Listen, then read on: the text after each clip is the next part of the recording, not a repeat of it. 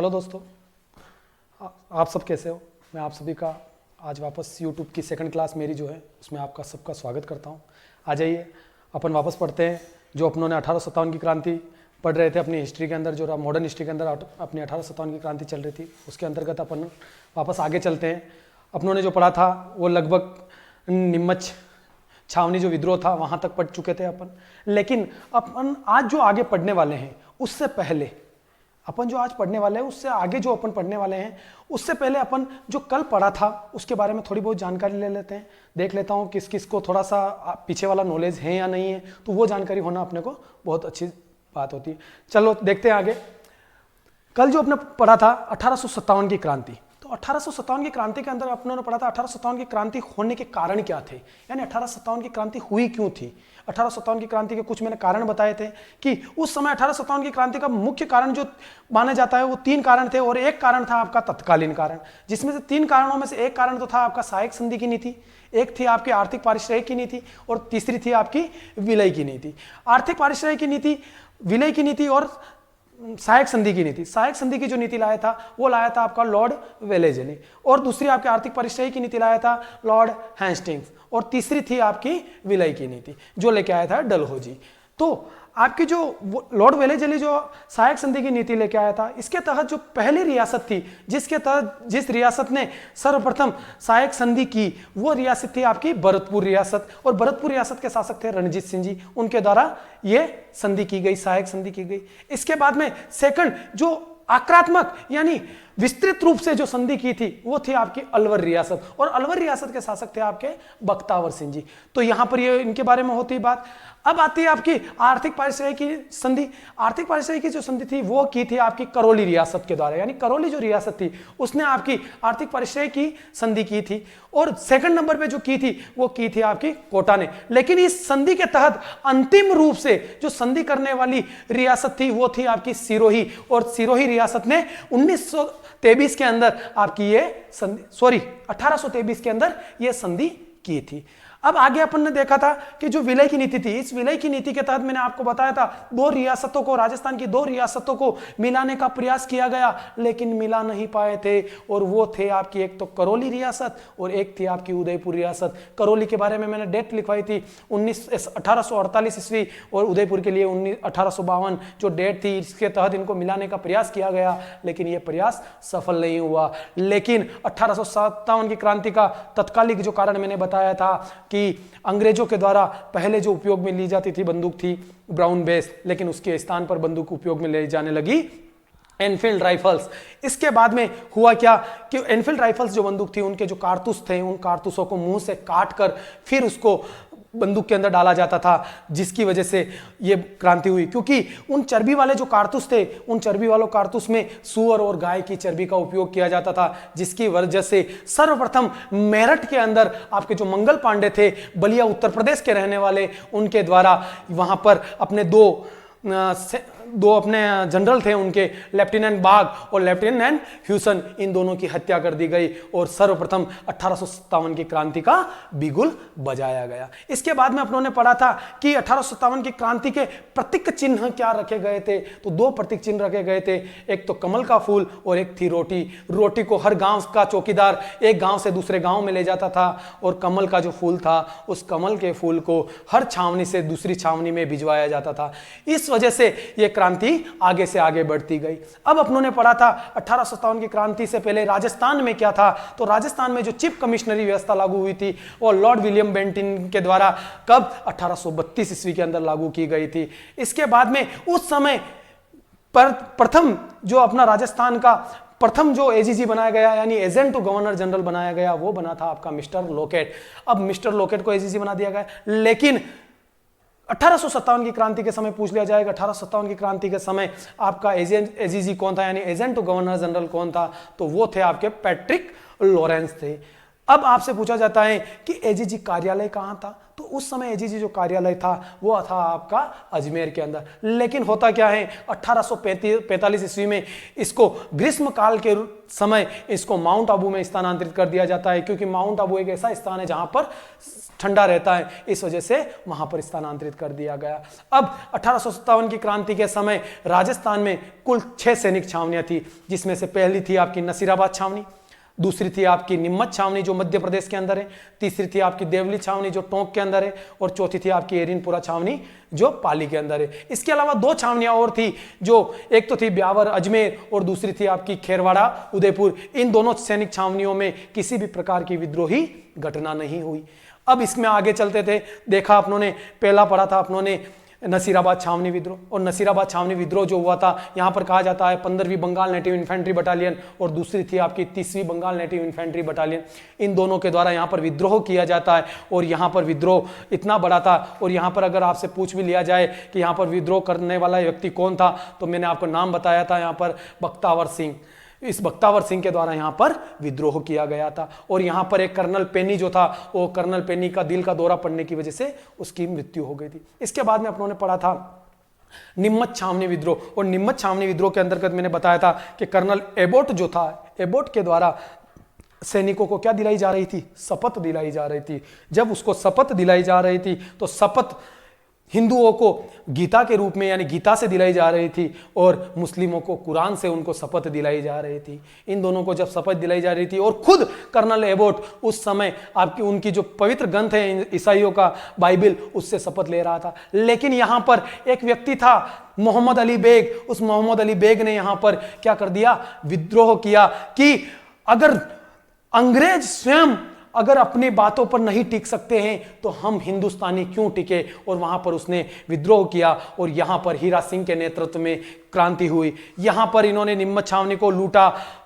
आतंक मचाया यहां पर। तो यहां से 40 अंग्रेज महिलाएं और बच्चे भागे, और वो चित्तौड़ जिले का एक गांव है डुंगला गांव, उस डुंगला गांव में जाकर रहते हैं। तो वहां पर एक व्यक्ति होता है आपका रुगाराम पटेल, और रुगाराम पटेल के द्वारा उन सब की मदद की जाती है। उस समय मैंने आपको बताया था जो निम्मच छावनी थी वो किस रियासत का हिस्सा थी, तो मेवाड़ रियासत का हिस्सा थी। और मेवाड़ रियासत के उस समय जो आपके शासक थे वो थे आपके स्वरूप सिंह जी। और आपको यह भी मैंने बताया था कि एजेंट टू गवर्नर जनरल जो होता था, इसके अंडर में काम करते थे पॉलिटिकल एजेंट, यानी पीए पॉलिटिकल एजेंट। उस समय मेवाड़ का जो पॉलिटिकल एजेंट था सोवर्स था, और मैंने याद करने के लिए आपको बताया था कि स्वरूप सिंह जी जो थे वो किसके नीचे नहाना पसंद करते थे, सोवर के नीचे नहाना पसंद करते थे। इस वजह से उसका नाम पॉलिटिकल एजेंट सोवर्स था। इस तरह से याद रखने के तरीके हैं, कुछ तरीके मैं आपको और भी बताऊंगा आगे चलकर कि किस तरह से आपको याद रखना है इन पॉलिटिकल एजेंटों का नाम। तो सोवर्स अपनी सेना लेकर डुंगला पहुंचा, और डुंगला से इन 40 महिला और बच्चों को कहां पर पहुंचा दिया, उदयपुर के जग मंदिर में पहुंचाया गया, और यहां पर इनकी रक्षार्थ। और फिर यहां के जो सैनिक थे, विद्रोह सैनिक, ये यहां से निम्बाड़ा होते हुए कहां चले गए, देवली चले गए। तो अब आगे देखिए कि देवली में क्या हुआ है, कि देवली में विद्रोह कैसे होता है। तो देवली का, तो आज अपन पढ़ने वाले हैं देवली का विद्रोह, यानी देवली विद्रोह, देवली छावनी विद्रोह।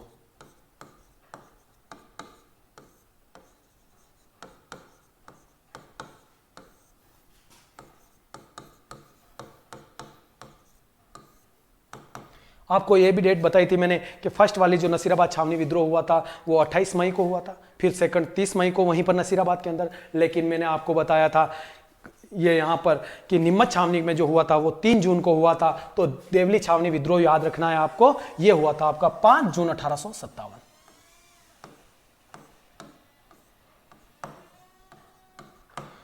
बहुत सारी बुक्स में आपकी एक डेट और लिखी होती है, 10 जून भी लिखी होती है। तो लेकिन जहां पर आपके एनसीईआरटी की बुक्स होती है वहां पर जो डेट आई है आपकी 5 जून आई है, 10 जून कहीं मिली नहीं है। इसलिए तो आप वैसे 5 जून को राइट कीजिएगा, लेकिन 10 जून भी राइट ही होती है, लेकिन आपकी एनसीईआरटी की बुक के हिसाब से मैंने 5 जून आपको लिखवाया है। तो 5 जून देवली छावनी में विद्रोह होता है, क्योंकि निम्मच छावनी के सैनिक यहां पर आकर भी विद्रोह कर देते हैं और देवली छावनी को लूटते हैं। और देवली छावनी के जो विद्रोही होते हैं, यानी यहां से सारे विद्रोही लूटते हुए कहां चले जाते हैं, लूटते हुए धीरे धीरे आगे बढ़ते हैं, और टोंक होते हुए कहां चले जाते हैं, दिल्ली की ओर बढ़ जाते हैं। अब आपसे एक चीज पूछ ली जाती है कि यहां पर जो विद्रोह हुआ था इस समय में, यानी राजस्थान में आपसे एक प्रश्न पूछा जाएगा, ये बहुत इंपॉर्टेंट प्रश्न है, याद रखना आप लोग, कि राजस्थान का ऐसा कौन सा युवा क्रांतिकारी था जिसको फांसी दी गई, यानी प्रथम फांसी दी गई, यानी युवा क्रांतिकारी कौन था जिसे फांसी मिली। तो यहां पर जो आपका क्रांतिकारी आएगा वो हेमू कालाणी आएगा। कौन आएगा? हेमू कालाणी। हेमू कालाणी जो व्यक्ति था उसको यहां पर क्या मिली? फांसी मिली। तो याद रखिएगा, हेमू कालाणी जो था उसको क्या मिली थी? यहां पर राजस्थान का सबसे युवा, क्या था ये? राजस्थान का सबसे युवा क्रांतिकारी, जिसे क्या मिली थी? फांसी मिली थी। तो यह हो गया आपका छावनी, यानी देवली छावनी विद्रोह भी हो चुका है। अब आगे चलते हैं, आप देखिए, अब आगे पढ़ेंगे अपन एरिनपुरा छावनी विद्रोह।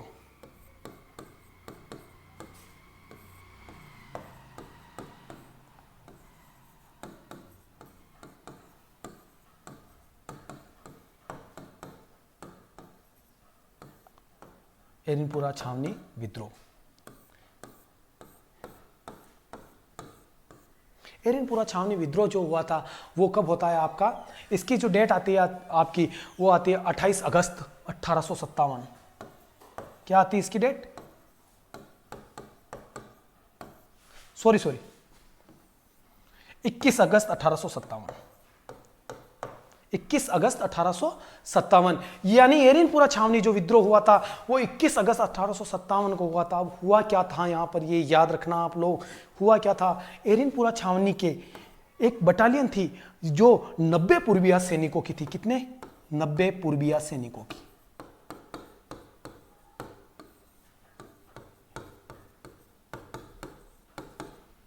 90 पूर्विया सैनिकों की एक बटालियन शीतकालीन प्रशिक्षण के लिए, किसके लिए? शीतकालीन प्रशिक्षण के लिए कहां पर गई हुई थी ये सैनिक बटालियन? ये गई थी आपकी माउंट आबू। माउंट आबू। तो ये शीतकालीन प्रशिक्षण के लिए पूर्विया सैनिक को कि 90 लोगों की बटालियन जो थी वो माउंट आबू गई हुई थी। किसके लिए? शीतकालीन प्रशिक्षण के लिए।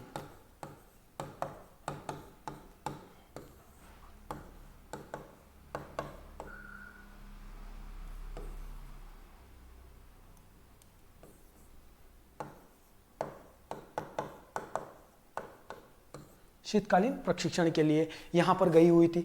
होता क्या है यहां पर एजीजी का जो कार्यालय था, मैंने आपको पहले से बता चुका हूं कि माउंट आबू के अंदर क्या था आपका? एजीजी कार्यालय था। तो एजीजी कार्यालय यहां पर, यानी पैट्रिक लॉरेंस जो था, पैट्रिक लॉरेंस माउंट आबू में नहीं था, लेकिन इसका बेटा था और उसका नाम था आपका अलेक्जेंडर।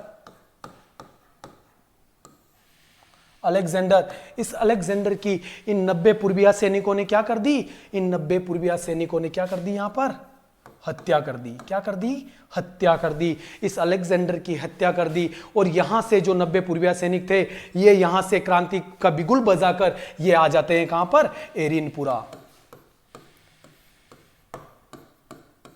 एरिनपुरा में आ जाते हैं और एरिनपुरा में आकर यहाँ पर एरिनपुरा के सैनिकों से मिलते हैं, जहां पर एरिनपुरा में इनका क्या किया जाता है? 23 अगस्त 1857 को इनका ढोल नगाड़ों के साथ में स्वागत किया जाता है कि आपने बहुत अच्छा कार्य किया है। तो यहां पर 23 अगस्त 1857 को यहां पर इनका स्वागत, भव्य स्वागत होता है एरिनपुरा के अंदर। लेकिन यहां पर एक 3 व्यक्ति होते हैं, याद रखना आप उन तीनों व्यक्तियों के नाम। मोती खां,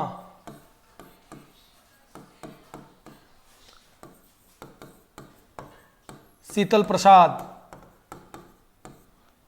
मोती खां, शीतल प्रसाद, और एक व्यक्ति और होता है, एक व्यक्ति का और नाम क्या होता है? मोती खां, शीतल प्रसाद,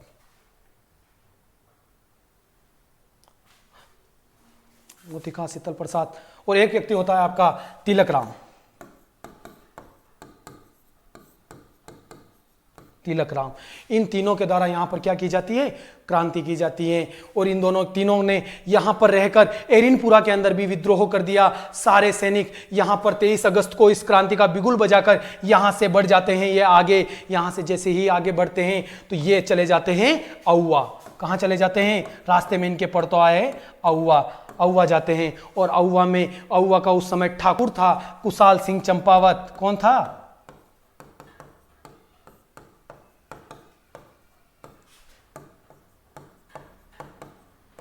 कुशाल सिंह चंपावत से जाकर मिलते हैं। अब कुशाल सिंह चंपावत से जैसे ही वे जाकर मिलेंगे, बात करते हैं कुशाल सिंह चंपावत से कि हमने एरिनपुरा के अंदर इस तरह से विद्रोह कर दिया है। तो क्रांतिकारियों का नया जो केंद्र बन जाता है, यानी औवा कोई ना तो जागीर थी, जागीरदारों का यानी जोधपुर रियासत का एक हिस्सा था, यानी एक जागीर थी जिसके अंदर कुशाल सिंह चंपावत शासन कर रहे थे। तो ये किस रियासत का हिस्सा थी, ये जोधपुर रियासत का हिस्सा थी। याद रखना, जोधपुर रियासत का हिस्सा थी। और यहां के जोधपुर के शासक जो थे उस समय, वो थे आपके तख्त सिंह जी। कौन थे, तख्त सिंह। तख्त सिंह जी थे, जोधपुर रियासत के शासक थे तख्त सिंह जी। इनके द्वारा यहां पर पता चलता है औवा के अंदर कुशाल सिंह चंपावत ने क्या की है, क्रांतिकारियों की मदद की है। और तख्त सिंह जी, और तख्त सिंह जी का सेनापति होता है उस समय जोधपुर रियासत में ओनार सिंह। कौन होता है, ओनार सिंह। ओनार सिंह जी, ओनार सिंह यहाँ का सेनापति होता है। अब याद रखना, यहाँ पर मैंने बताया था पहले, मेवाड़ के अंदर बताया था कि मेवाड़ का पॉलिटिकल एजेंट था आपका मेजर सोवर्स। तो यहाँ का जो पॉलिटिकल एजेंट होगा आपका जोधपुर का, वो होगा आपका मैकमोसन। मैकमोसन, यानी मैकमोसन जो था वो यहाँ का पॉलिटिकल एजेंट था। अब आगे चलते हैं, अपन देखते हैं यहाँ पर होता क्या है। होता क्या है कि औवा के कुशाल सिंह जी इस क्रांति का नेतृत्व संभालते हैं। और धीरे धीरे औवा के किले के अंदर जो क्रांतिकारियों की संख्या बढ़कर कितनी हो जाती है, तो क्रांतिकारियों की यहाँ पर संख्या हो जाती है आपकी 6000। क्रांतिकारियों की संख्या बढ़कर कितनी हो गई, 6000 क्रांतिकारी हो गए। औवा के किले के अंदर 6000 क्रांतिकारी हो गए। इसके साथ में औवा के कुशाल सिंह की मदद करने के लिए और भी आसपास के जो छोटी छोटी रियासत जागीरदार थे वो आए। उनमें से थे अशोक, लांबिया, आलनियावास, रुद्रावास,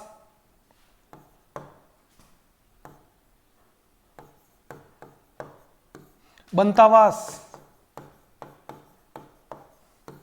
इनके जागीरदारों ने भी आकर किसके साथ में मिल गए, आपके क्रांतिकारियों के साथ में मिल गए और इन्होंने यहां पर क्रांति कर दी। तो आप देख लीजिए यहां पर कि एरिनपुरा जो छावनी विद्रोह हुआ था, एरिनपुरा छावनी विद्रोह फर्स्ट जो होता है आपका, याद रखना मैंने बताया था कि एरिनपुरा के 90 पूर्वीय सैनिक कहाँ गए हुए थे, माउंट आबू गए हुए थे, जहां पर इन्होंने पैट्रिक लॉरेंस जो एजीजी था राजस्थान के, उसके बेटे अलेक्जेंडर की हत्या कर दी। इसके बाद में वहां के सैनिक कहाँ आए, एरिनपुरा आए और एरिनपुरा के सैनिकों से मिलकर यहाँ पर मिल जाते हैं 23 अगस्त 1857 को। और यहाँ पर किसके नेतृत्व में, मोती खां, शीतल प्रसाद और तिलक राम के नेतृत्व में यहाँ पर वापस विद्रोह करते हैं 1857 क्रांति में। और यहाँ से ये कहाँ निकलते हैं, औवा निकलते हैं। और उस समय तत्कालीन समय में औवा जो था वो जोधपुर रियासत का हिस्सा था और जोधपुर रियासत के जो शासक थे वो तख्त सिंह जी थे और तख्त सिंह जी के जो सेनापति थे वो ओनार सिंह था। और उस समय जोधपुर रियासत का पॉलिटिकल एजेंट जो था वो मैकमोसन था, जो आगे चलकर इनके बारे में बताएंगे। आगे चलकर यहाँ पर जो क्रांतिकारियों के औवा के किले के अंदर जो संख्या हो गई थी वो कितनी हो गई थी, 6000 के लगभग हो गई थी। और इसके अलावा आसोप, लांबिया, आलनियावास, रुद्रावास, बंतावास, एक और था आपका गुलर। गुलर यहाँ के जागीरदार इनसे आकर मिल जाते हैं और यहाँ पर क्रांति को आगे बढ़ाते हैं। अब होता क्या है, अब आगे देखते हैं अपन, देख लीजिए, उतार लीजिए एक बार। तो अब होता क्या है यहाँ पर आगे चलकर जो आपके जोधपुर रियासत के जो शासक थे, जोधपुर रियासत के शासक जो हैं वो जोधपुर रियासत के शासक अपने ओनार सिंह जी जो सेनापति होते हैं, ओनार सिंह जी के नेतृत्व में यहाँ से एक सेना भेजी जाती है उनके द्वारा। और ओनार सिंह के नेतृत्व में जो सेना भेजी जाती है वहाँ पर इनके साथ में एक व्यक्ति और जाता है, राजमल लोढ़ा। तो यहाँ पर इन क्रांतिकारियों क्रांतिकारियों और आपकी इन अंग्रेजों के मध्य में यहाँ पर 3 युद्ध होते हैं। इन तीनों युद्धों को याद रखना, तीनों युद्धों की डेट याद रखना आप लोगों को जरूरी होगा, क्योंकि ये कहीं पर भी पूछा जा सकता है आपको। तो अंग्रेजों और क्रांतिकारियों के बीच में कितने युद्ध हुए?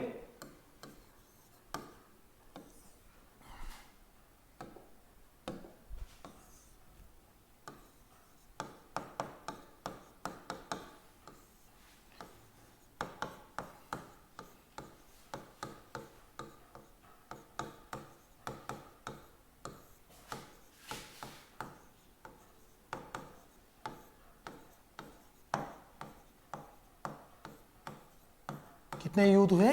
3 युद्ध हुए, यानी अंग्रेजों और क्रांतिकारियों के मध्य में 3 युद्ध हुए। इसमें से आपको पहला याद रखना है युद्ध। पहला युद्ध होता है आपका बिथोड़ा का युद्ध। बिथोड़ा का युद्ध, और बिथोड़ा कहां पर स्थान है? यह है पाली में। और यह जो युद्ध होता है वो होता है आपका 8 सितंबर। कब? 8 सितंबर 1857 को बिथोड़ा का युद्ध होता है। और यहां पर जो सेना लेकर आते हैं, एक तो जोधपुर की सेना आती है और साथ में इनके साथ में कौन आते हैं? राजमल लोढ़ा। लेकिन एक अंग्रेज अधिकारी और होता है और वो उसका नाम होता है आपका हितकोट। तो याद क्या रखोगे यहां पर? हितकोट प्लस ओनार सिंह प्लस राजमल लोढ़ा वर्सेज, यहां पर याद क्या रखना है आपको? कुशाल सिंह।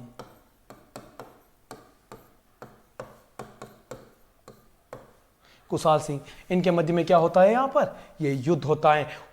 देखिए यहां पर ये युद्ध जीत कौन जाता है? ये युद्ध जीत जाते हैं आपके कुशाल सिंह जी चंपावत। यहां पर किसको हरा दिया? इन्होंने जोधपुर की सेना को हरा दिया। यहां पर इन्होंने अंग्रेजों को हरा दिया। होता क्या है? यहां पर ओनार सिंह की क्या कर दी जाती है? हत्या। ओनार सिंह की क्या हो गई? हत्या हो गई। ओनार सिंह की हत्या हो जाती है। अब अपन जानते ही हैं अंग्रेजों ने काम ही क्या किया है? अंग्रेजों ने भागने के अलावा और कुछ काम नहीं किया है। जहां पर भी दिखता है इनको कि अब मारे जाएंगे, वो वहां से रफ्फू चक्कर। तो हितकोट जी क्या हो गए? यहां से भाग गए। क्या हो गए? यहां से भाग गए और ओनार सिंह जी की हत्या हो गई। और ये युद्ध कौन जीत जाते हैं? आपके क्रांतिकारी जीत जाते हैं, यानी कुशाल सिंह जी चंपावत की यहां पर विजय हो जाती है। अब अगला युद्ध वापस देखते हैं। अगला युद्ध देखिए, ये एक बार उतार लीजिए। आ जाइए दूसरा युद्ध। दूसरा युद्ध जो होता है आपका, याद रखना आपको,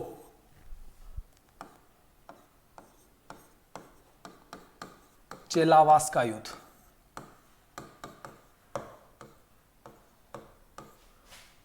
और चेलावास कहां पर है?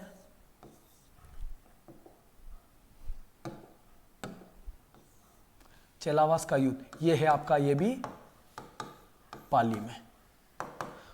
और ये युद्ध कब होता है आपका? ये युद्ध होता है आपका 18 सितंबर।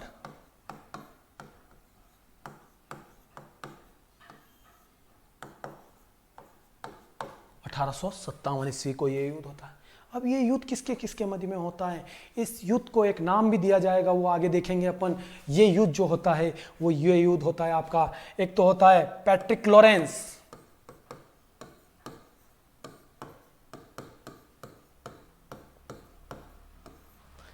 इसके साथ में होता है मैकमॉसन वर्सेस कुशाल सिंह।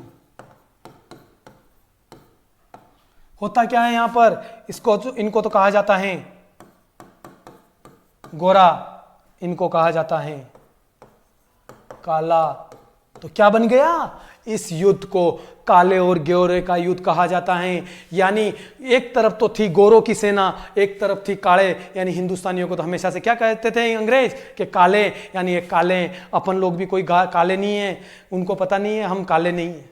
ये उनको पता नहीं है ना, कहे कौन उनको। तो यहाँ पर इस युद्ध को क्या कहा जाता है, गोरे और कालों का युद्ध कहा जाता है। वैसे हम भारतीय भी नहीं माने जाते हैं, हमें खुद को, हम लोगों को भी क्या कहा जाता है, हम विदेशी हैं, क्योंकि हम आर्यों की संतान हैं। क्या कहा जाता है, हम आर्यों की संतान हैं, क्योंकि ओरिजिनल जो भारतीय हैं वो दक्षिण की तरफ आते हैं, यानी जो दक्षिण की तरफ जो रहने वाले हैं, यानी प्रॉपर जो आपके मान के चलिए कि जो भारतीय हैं वो श्रीलंका प्लस आपका केरल और कर्नाटक, ये वाला जो एरिया आता है, इस तरफ के लोग भारतीय हैं। लेकिन अपना जो ये पूरा टुकड़ा है, यानी ये पूरा जो भारत है, इस भारत में जो विदेशी आर्य आए थे वो आर्य यहीं बस गए, और आर्य जैसे जैसे बसते गए भारतीय जो थे वो आगे आगे खिसकते गए, लेकिन हम भारत के अंदर बसे हुए हैं, इसलिए हम क्या कहलाते हैं, भारतीय कहलाते हैं। और आपको तो भारतीय होने पर नाज होना चाहिए, और भारतीय होना बहुत बड़ी गर्व की बात होती है, क्योंकि आज भी कहा जाता है कि भारत जो है वो विश्व गुरु बनकर रहा है, पूरे विश्व का गुरु बन के रहा है, और आने वाला समय एक दिन ऐसा आएगा कि ये भारत वापस विश्व गुरु बनेगा, और आप सब लोग देखोगे इस चीज को। तो यहां पर होता क्या है, वापस इधर आइए, वो बात तो थोड़ी सी बात हो जाती है, ये बात तो हो ही जाती है इनकी कि क्या होता है आगे। तो वापस आते हैं अपने टॉपिक की तरफ। इस युद्ध को क्या कहा जाता है, काला और गोरे का युद्ध कहा जाता है। होता क्या है, एक तरफ तो पैट्रिक लॉरेंस होता है। पैट्रिक लॉरेंस के बारे में आपको मैंने पहले भी बताया था। पैट्रिक लॉरेंस कौन था, ये पैट्रिक लॉरेंस राजस्थान का क्या था, एजीजी, क्या था, एजीजी। और मैकमोसन क्या था आपका, पॉलिटिकल एजेंट, जो जोधपुर का था। ये दोनों सेनाएं लेके आते हैं, लेकिन होता क्या है, यहां पर मैकमोसन जो होता है ये मारा जाता है, मारा जाता है। युद्ध कौन जीत जाते हैं, कुशाल सिंह चंपावत। ये क्या हो जाते हैं, गोरे हार जाते हैं। अब पैट्रिक लॉरेंस जो राजस्थान का एजीजी था वो ये युद्ध हार गया। तो सोच लीजिए कि यहाँ पर कुशाल सिंह जी और क्रांतिकारियों में जोश और जुनून की कोई कमी नहीं होगी, और इसी के साथ में पैट्रिक लॉरेंस यहाँ से क्या हो गया, भाग गया, कि एक मरा जो मरा दूसरे को भी लेके डूबेगा। वो बोलते हैं ना, हम तो डूबे सनम, तुम्हें भी ले डूबेंगे, वो वाला मामला हो जाता है यहाँ पर। तो यहाँ पर मैकमोसन मारा गया। अब होता क्या है, इस मैकमोसन की गर्दन को काट दिया जाता है, और गर्दन को काट कर कहाँ पर लटका दिया जाता है, अहुआ के किले पर। अहुआ के किले के ऊपर लटका दिया जाता है, और अहुआ के किले पर इसकी गर्दन लटका दी जाती है। ऐसा कहा जाता है जहां पर मैकमोसन की आज भी कब्र बनी हुई है, वहां पर इस कब्र को एक का जाति होती है, वो जाति आज भी इसकी कब्र को, यानी मैकमोसन की कब्र को क्या करती है, पूजती है। अब पैट्रिक लॉरेंस भाग गया, कुशाल सिंह चंपावत भी यहाँ पर जीत गए। इनके अंदर जश्न की अलग ही उमंग थी, क्योंकि ये बहुत बड़े विजय को प्राप्त कर चुके थे, क्योंकि इन्होंने पैट्रिक लॉरेंस यानी राजस्थान के एजीजी को हराया है। तो अब आगे चलकर आपका तीसरा युद्ध और आगे होगा, और वो तीसरा युद्ध देखते हैं, आगे चलिए। और तीसरे युद्ध को जो कहते हैं वो होम्स का युद्ध कहा जाता है। अब उसको होम्स का युद्ध क्यों कहा जाता है वो चीज़ आपको पता होनी चाहिए। होम्स का युद्ध इसलिए कहा जाता है कि यहाँ पर अंग्रेज अधिकारी था होम्स, वो अंग्रेज अधिकारी होम्स यहाँ पर एक सेना लेकर आता है होम्स, इसलिए उसको क्या कहा जाता है, होम्स का युद्ध।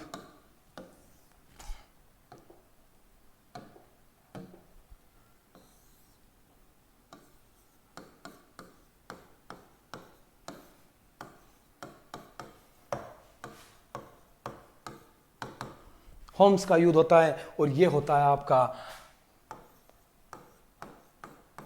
20 जनवरी 1858 को होम्स का युद्ध होता है। इस युद्ध में होता क्या है, आप इधर देखिए। होम्स के युद्ध में एक तरफ तो होते हैं होम्स और फर्सेज, यहां पर जो होते हैं आपके पृथ्वी सिंह जी होते हैं। कौन होते हैं, पृथ्वी सिंह जी होते हैं। एक चीज आपको पुरानी वाली डिस्प्ले में बताना भूल गया, यहां पर जो मैकमोसन जो था, इस मैकमोसन की जो गर्दन काटने वाला व्यक्ति जो था, यानी आपको इतिहास में बहुत सारी बुकें पढ़ोगे वहां पर भी आपको नहीं मिलेगा कि मैकमोसन की गर्दन किसके द्वारा काटी गई। तो याद रखना आप, मैकमोसन की गर्दन काटने वाला व्यक्ति था आपका संगत सिंह। कौन था, संगत सिंह जी, यानी संगत सिंह जी जो थे इनके द्वारा मैकमोसन की गर्दन काटी गई थी। तो आगे देखिए आप, होम्स का युद्ध, पृथ्वी सिंह जी। अब ये पृथ्वी सिंह जी कहां से आ गए, अपन तो पढ़ कहां रहे हैं, 1857 की क्रांति में कुशाल सिंह जी चंपावत पढ़ रहे हैं। तो पृथ्वी सिंह जी आपके कुशाल सिंह जी चंपावत के क्या थे, छोटे भाई थे। क्या थे ये, छोटे भाई। छोटे भाई थे तो क्या होता है, होम्स एक बहुत बड़ी सेना लेकर अहुआ की तरफ कूच करता है। लेकिन होता क्या है कि उस समय कुशाल सिंह जी चंपावत के पास में सेना की जो थी वो बहुत कमी आ चुकी थी। इस वजह से कुशाल सिंह जी चंपावत इस अहुआ के दुर्ग का कार्यभार अपने छोटे भाई पृथ्वी सिंह को सौंपकर कहाँ चले जाते हैं, वो चले जाते हैं आपके, वो आ जाते हैं कुशाल सिंह जी चंपावत आपकी मेवाड़ की तरफ। कहाँ आ जाते हैं, मेवाड़, मेवाड़ आ जाते हैं। और मेवाड़ में सलूम्बर आते हैं, सलूम्बर में आते हैं। और सलूम्बर के उस समय जागीरदार थे आपके केसरी सिंह। केसरी सिंह बारट नहीं है, केसरी सिंह जी बारट अपने किसान आंदोलनों में पढ़ेंगे। ये केसरी सिंह जी यहाँ के सलूम्बर के जागीरदार थे। इनके पास आते हैं कि मुझे आपकी सहायता की ज़रूरत है। लेकिन सलूम्बर के केसरी सिंह जी इनकी सहायता सिर्फ रसद सामग्री से इनके द्वारा की जाती है। तो रसद सामग्री से केसरी सिंह जी इनकी मदद करते हैं। तो फिर ये यहाँ से आपके कौन, आपके कुशाल सिंह जी चंपावत कहाँ जाते हैं, ये जाते हैं कोठारिया। और कोठारिया आपको पता है नाथद्वारा के पास में राजसमंद में, कोठारिया राजसमंद, कोठारिया राजसमंद जाते हैं। और कोठारिया के उस समय शासक थे जोध सिंह जी। कौन थे, लेकिन जोध सिंह जी भी इनकी क्या करते हैं, सिर्फ रसद सामग्री से ही मदद कर पाते हैं। इधर होम्स पृथ्वी सिंह जी के ऊपर आक्रमण करता है, अहुआ के किले के ऊपर आक्रमण करता है। ये बहुत खतरनाक होता है युद्ध। इस युद्ध में क्या होता है कि अहुआ के किला जो होता है, अहुआ के किले को पूरी तरह से तहस नहस कर दिया जाता है। और पृथ्वी सिंह जी यहाँ पर क्या हो जाते हैं, मारे जाते हैं। और होम्स का युद्ध जीत जाता है होम्स। और होम्स का युद्ध कहाँ पर होता है, होम्स का युद्ध अहुआ के अंदर ही होता है। होम्स का युद्ध नाम इसलिए पड़ा इसका क्योंकि यहाँ पर युद्ध करने के लिए कौन आया था, होम्स स्वयं आया था। यहाँ से पृथ्वी सिंह जी के अलावा यहाँ पर एक गुल्लर का जागीरदार होता है शिवनाथ, यहाँ शिव सिंह जी, शिवनाथ याद रख लेना। शिवनाथ यहां से क्या करते हैं, एक छोटी सी सेना लेकर दिल्ली की तरफ रवाना होते हैं। लेकिन एक रास्ते में स्थान आता है नारनौल। नारनौल नामक स्थान पर एक बड़ी सेना लेकर एक अंग्रेज अधिकारी आ जाता है और उसका नाम है गेरार्ड। कौन, गेरार्ड। गेरार्ड के द्वारा इनका सामना किया जाता है, शिवनाथ सिंह का सामना होता है। लेकिन यहाँ पर शिवनाथ सिंह जी हार जाते हैं और शिवनाथ सिंह जी यहाँ से भागकर वापस कहाँ आ जाते हैं, ये आ जाते हैं आपके जोधपुर में। कहाँ आ जाते हैं, जोधपुर में आ जाते हैं। और जोधपुर में आकर ये अपने जोधपुर के शासक के सामने क्या हो जाते हैं, यहाँ पर अपने आपको आत्मसमर्पण कर देते हैं, आत्मसमर्पण कर देते हैं। इधर होम्स पूरे अहुआ के किले को पूरी तरह तहस नहस करके इसको लूटपाट कर लेता है। और इसके बाद में यहाँ पर एक देवी की मूर्ति होती है, जो देवी की मूर्ति सुगाली माता के नाम से जानी जाती है। देखिए आगे किस नाम से जानी जाती है वो मूर्ति, सुगाली माता।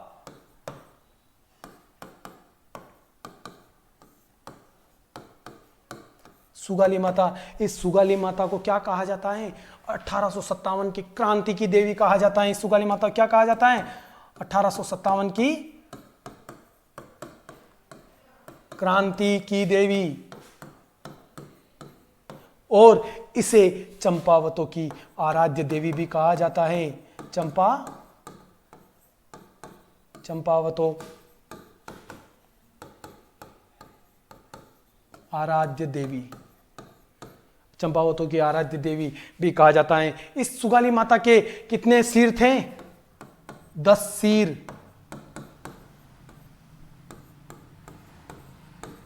52 हाथ, यानी 10 सिर और 52 हाथ वाली सुगाली माता की मूर्ति अंग्रेज क्या करते हैं, अंग्रेज लेके आ जाते हैं इसको अपने साथ में। कहां पर, अजमेर लेके आ जाते हैं और अजमेर के संग्रहालय में रखी जाती है। लेकिन कुछ समय पहले इसे यहां से अजमेर से हटाकर कहां पर, बांगड़ संग्रहालय, कहां पर, बांगड़ संग्रहालय, बांगड़ संग्रहालय कहाँ है ये पाली में। इस पाली में क्या कर दिया जाता है, इसको रख दिया जाता है। यानी आज पूछ लिया जाए आपसे प्रश्न कि सुगाली माता की मूर्ति वर्तमान में कहाँ पर पड़ी हुई है, तो वो कहाँ पर पड़ी हुई है, बांगड़ संग्रहालय पाली। तो इससे पहले ये मूर्ति कहाँ थी? तो अहुआ से अंग्रेज जो थे वो अजमेर लेके गए थे और अजमेर के संग्रहालय में इसे वहां पर रखा गया था। तो 1857 की क्रांति में हो गया। अब ये इधर की बातें तो हो चुकी है, अब चलते हैं अपन वापस अपन किसके पास में? कुशाल सिंह जी चंपावत के पास में। कि कुशाल सिंह जी चंपावत जो मेवाड़ के अंदर थे वो वहां पर क्या कर रहे थे? मजे ले रहे थे या घूमने का कुछ काम कर रहे थे? तो वो वहां पर कर रहे थे लेकिन उनको कुछ मिला नहीं, तो वो चले जाते हैं नीमच की तरफ। कहां चले जाते हैं? नीमच की तरफ। और नीमच में 1860 ईस्वी में, कब? 1860 ईस्वी में। 1860 ईस्वी में क्या हो जाते हैं? 1860 ईस्वी में अंग्रेजों के समक्ष ये भी क्या कर देते हैं? अपने आप को समर्पण कर देते हैं। अंग्रेजों के सामने आत्मसमर्पण जब हो जाता है, इनका आत्मसमर्पण जब हो गया तो इनके लिए अंग्रेजों के द्वारा एक जांच आयोग बिठाया जाता है। कौन सा जांच आयोग? और उसका नाम होता है टेलर जांच आयोग। कौन सा आयोग? टेलर जांच आयोग। इस टेलर जांच आयोग ने आपके कुशाल सिंह जी चंपावत को क्या कर दिया? इस टेलर जांच आयोग ने आपके कुशाल सिंह जी चंपावत को क्या घोषित किया? इनको बेकसूर, यानी इनकी कोई इस क्रांति के अंदर कोई भी इनकी गलती नहीं थी। तो टेलर जांच आयोग ने 10 नवंबर 1860, कब? 10 नवंबर 1860 को क्या कर दिया? इनको निर्दोष करार दे दिया। क्या दिया इनको? निर्दोष करार दिया। निर्दोष करार दे दिया। लेकिन आगे चल के आपके कुशाल सिंह जी चंपावत की कब? 1864 ईस्वी में। 1864 ईस्वी में इनकी क्या हो जाती है? मृत्यु हो जाती है। क्या हो जाती है? आपकी मृत्यु हो जाती है। तो ये था आपका 1857 की क्रांति के अंतर्गत आपके जो छावनी के जो विद्रोह थे वो यहाँ पर आज नसीराबाद छावनी के साथ में ही आपके छावनी विद्रोह समाप्त होते हैं। अब अपन आगे जो पढ़ने वाले हैं उसके अंतर्गत अपन पढ़ेंगे किस रियासत में कौन सी क्रांति हुई, वहाँ पर रियासत के अंदर क्रांति करने वाला प्रमुख नेता कौन था, वो पढ़ें। उससे पहले आपको सबको पता होना चाहिए कि किस रियासत में कौन सा पॉलिटिकल एजेंट था। तो आज आपको मैं एक टेबल बना के बता रहा हूं, उस टेबल के अनुसार देखना आप कि किस रियासत में कौन सा पॉलिटिकल एजेंट था, वो याद आपको रखना है। तो आ जाइए आप आगे देखते हैं अपन। आगे देखिए कि किस रियासत में कौन सा पॉलिटिकल एजेंट था। तो आपको याद रखना है, एक तरफ तो क्या याद रखना है आपको? रियासत, और एक तरफ क्या था आपका? Political agent. ठीक है ना? तो रियासत में आपको मैंने पहले एक रियासत पढ़ाई थी आपको एक रियासत थी आपकी मेवाड़ रियासत। और मेवाड़ रियासत का उस समय मैंने बताया था, मेवाड़ रियासत के आप 3 चीजें कर लीजिए यहां पर, सॉरी।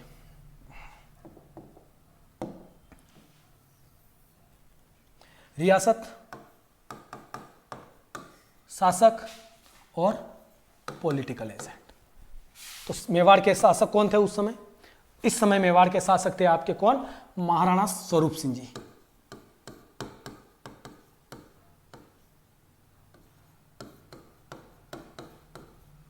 महाराणा स्वरूप सिंह जी। तो पॉलिटिकल एजेंट आपको बताया था, स्वरूप सिंह जी को किसमें नहाने का शौक था? सोवर में। तो मेजर सोवर्स।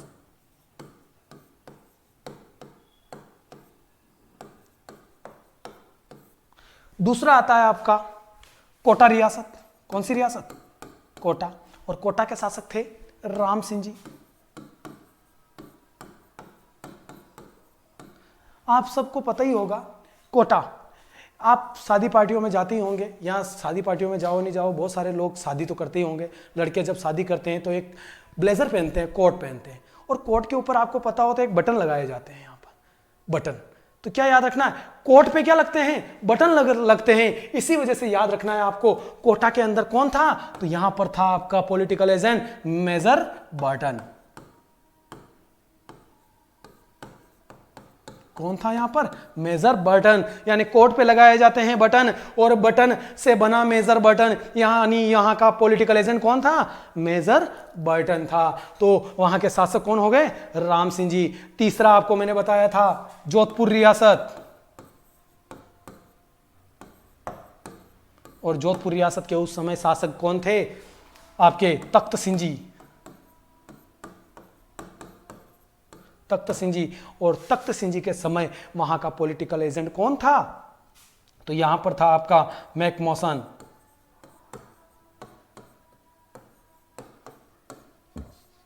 मैक मॉसन यहाँ का पॉलिटिकल एडवाइजर था। चौथा आता है आपका जयपुर। जयपुर, और जयपुर के उस समय कौन थे 1857 की क्रांति के समय शासक? जयपुर के शासक जो थे वो यहां पर थे सवाई जय सिंह जी, सॉरी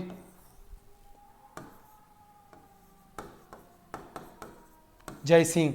और जय सिंह के समय यहां का जो पॉलिटिकल एजेंट था वो था आपका ईडन। और एक और आप रियासत याद रख लेना, भरतपुर रियासत।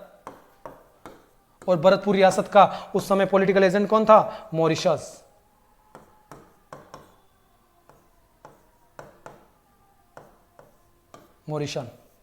मॉरिशन जो था, यानी मॉरिशन यहाँ का पॉलिटिकल एजेंट था। तो याद क्या रखोगे? मेवाड़ रियासत में शासक Maharana Swaroop Singh ji, political agent major Showers, Kota Ram Singh ji, major Burton, Jodhpur Takht Singh ji, Mac Mason, और जयपुर जय सिंह जी कौन थे?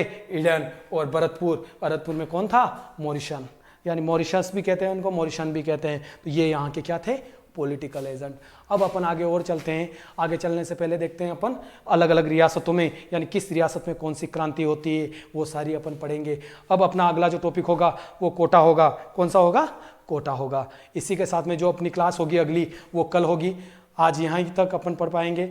आपको कैसा लगा आज की क्लास के बारे में ये मुझे ज़रूर कमेंट्स करके आप बताइएगा कि आपको और अच्छा लगा हो तो आगे से आगे इस YouTube चैनल को आप सब्सक्राइब कीजिएगा, और अपने दोस्तों को, जो भी लोग पढ़ना चाहते हैं इस बारे में, उनको आगे से आगे सब्सक्राइब करके हमारे इस चैनल को आगे से आगे बढ़ाइएगा। और आपके लिए हम ऐसे ही और अच्छे अच्छे वीडियो लेके आएंगे, सारी क्लासेस के वीडियो लेके आएंगे, और आप देखते रहिएगा। धन्यवाद साहब।